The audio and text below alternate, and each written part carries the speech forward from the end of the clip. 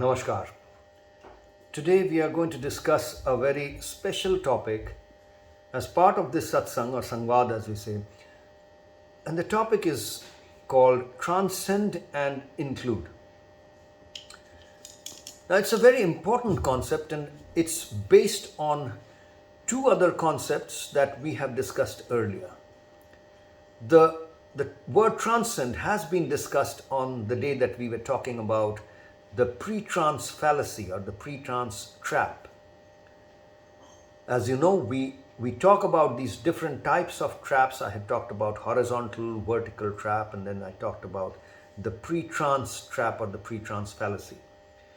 On the day that we discussed transcending in a little more detail. We also have discussed another concept of radical inclusiveness, which we have mentioned is the fundamental ethos of the Karma Yoga for 21st Century movement. Radical inclusiveness. The day we discussed radical inclusiveness, we have also talked about inclusion or include. Now these words are simple words. Of course, transcend is not as commonly used as include, but include is a very, very common word.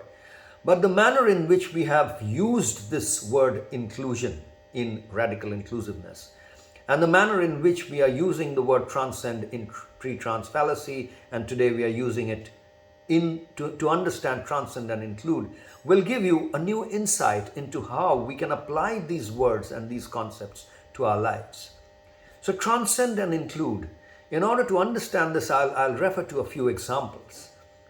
Now in our lives, as we grow up, as very young children, infants slowly growing into small children, very young, that's an age where we are playing with dolls, especially, in today's day and age, it might sound a little sexist if I use these terms in these manner, but girls are typically seen to be playing with dolls, Barbie dolls, and so many other kinds of dolls.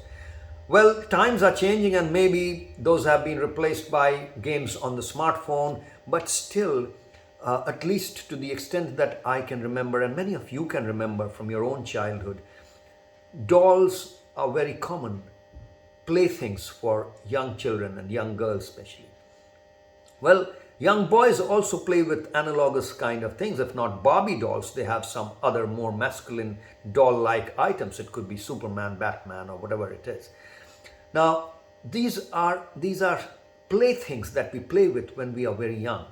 As we grow up and our context changes, transforms into what we think are more serious, more practical, more worldly concepts, we kind of leave behind or leave aside those playthings of our yesteryears.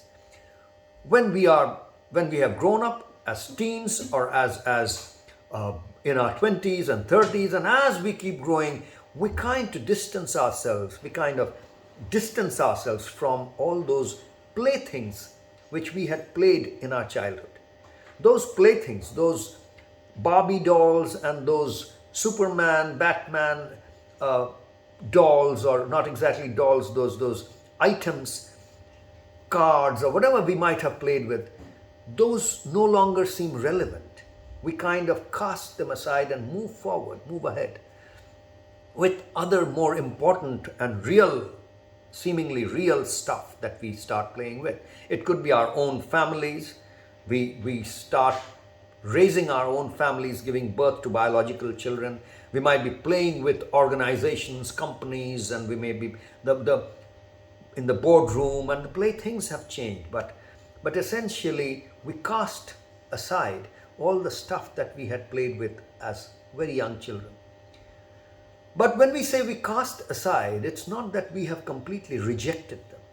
When we look back at that Barbie doll which I had played with as a young child, or a Batman figure, or a toy car that we had played with as a young child, when we look back, it's not that we throw them away, we reject them, we have a hate relationship with them, we don't want to look at them. It's not like that. Somehow, the relationship is that of inclusion. We would actually, in many cases, if possible, I have seen this happen. People would actually decorate their home with the toys that they have played with as young children. They would keep pictures in their albums. When they look back with nostalgia. They are nostalgic, as if it's a part of them that is left behind. So there is a connection that people feel with all these things that they have played with, cast away now, but they have played with as young children. They seem to be very much part of your own being. There is that inherent relationship that has got established between you and those playthings of yesteryears. Now, that is the manner in which you are actually transcending and yet including them in your own life, in your own being. And this happens all the time. If I take the example of, let's say, if you are learning music, then your guru or your teacher, your instructor might be giving you certain instructions, certain stuff that you have to practice right in the beginning. Now, the lessons that you practice right in the beginning, now if you're into Indian classical music, these are called paltas. And they would, just like do, re, mi, fa, sol, la, ti. In Indian classical music, this is sa, re, ga, ma, pa, dha, ni, sa. So this is the lesson that you have to master right in the beginning. As you start learning music, your guru or your master or your teacher would have given you these kind of lessons. And when you have mastered these lessons, they give you more complicated lessons, which include these same kind of notes, but they are more complex. Sa, re, ga, ma, pa, etc. That kind of thing. So as you master these complicated notes, you get more and more involved with these complex notes, and then songs, and then applications of those basic notes in much more complicated ways. And it so happens that you almost think of those initial lessons as lessons that you have left behind long back. You no longer practice those initial lessons because those initial lessons have been practiced so much that you have completely perfected it. You don't need to think about it. They have become part of you. So that's another example of how you have transcended those initial lessons but included them in your musical life. And that goes on for anything and everything that you can think of. In your academic life, if you think of when you went to school, the stuff that you learned in grade 1, grade 2, the basic math that you learned, as you upgraded yourself and reached grade 10, or your senior school, your engineering college, or you went to your postdoc levels, wherever you have gone, you might have left behind those stuff that you have learned in grade 1 and grade 2, basic addition, subtraction, multiplication and division, etc. But the fact is that whatever you are practicing today, whatever you might be involved with today, serious, complicated mathematical stuff, still includes those basic stuff within them. It's not that you have rejected them and you have thrown them away, you have severed your relationship with basic math. No. The basic math is very much a part of your own being, is included in the mathematical being that is there in you. So these are examples of what we call transcend and include. Transcending and including. And it's very important to understand this concept in the context of this Karma Yoga for 21st Century Fit for Life program.